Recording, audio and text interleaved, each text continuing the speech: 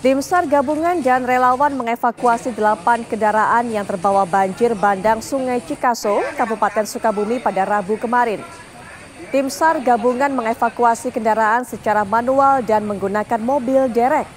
Mayoritas kendaraan yang hanyut tersangkut di antara pepohonan di Sungai Cikaso yang saat ini sudah mulai surut. Sementara warga yang terdampak banjir bandang kini mulai membersihkan lingkungan mereka secara bergotong royong. Warga mengaku harta benda mereka rusak karena terendam air dan lumpur. Hingga saat ini warga belum mendapatkan bantuan makanan dan pakaian layak pakai.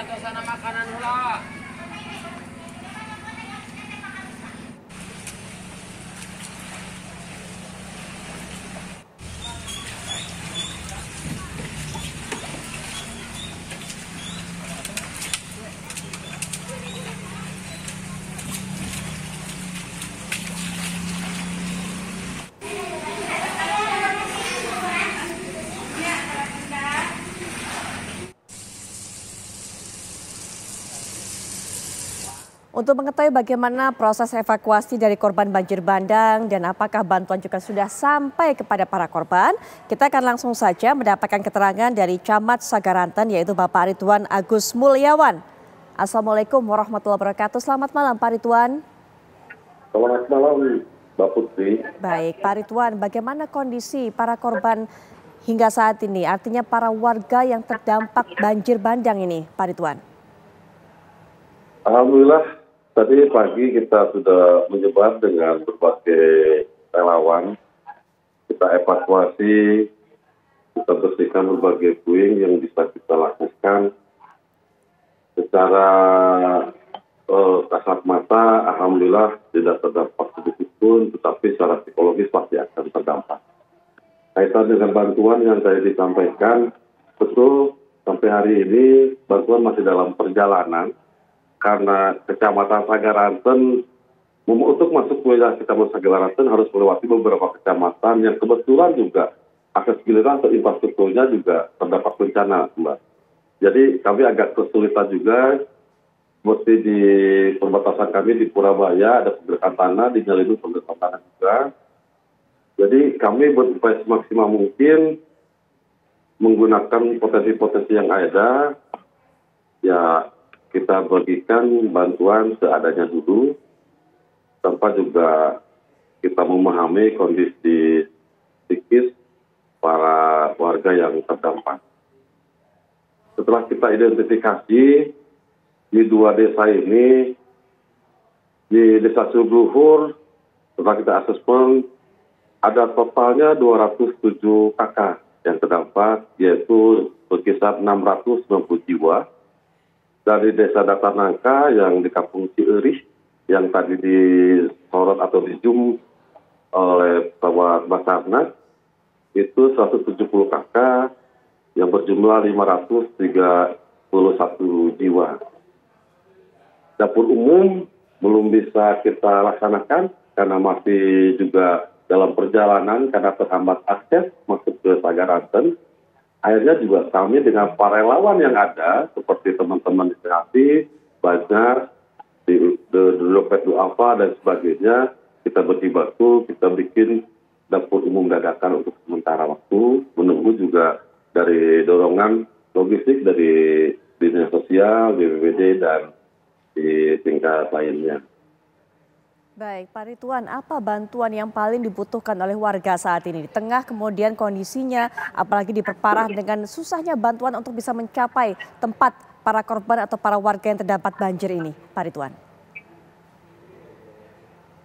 Yang paling urgent saat ini sih lebih ke sembako, Bapak Ibu ya, sembako dan pakaian layak pakai.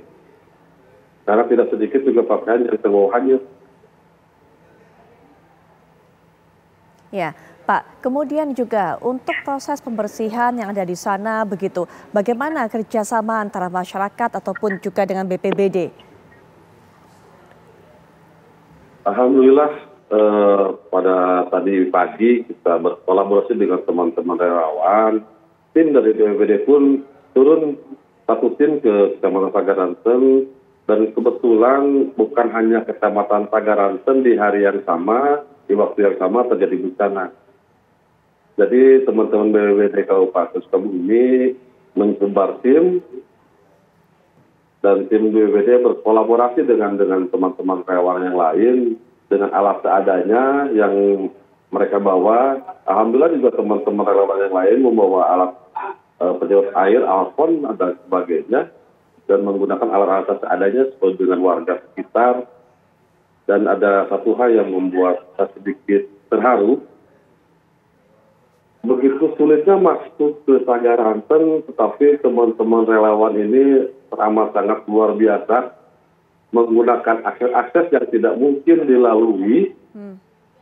Kadang juga mereka menggunakan motor, kadang juga menggunakan mobil, mobilnya kadang juga banyak trouble karena bukan speknya bukan 4x4.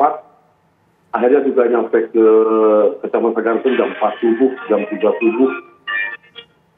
Ini yang membuat kami sedikit terharu dan kami sangat merasa terhormat sekali.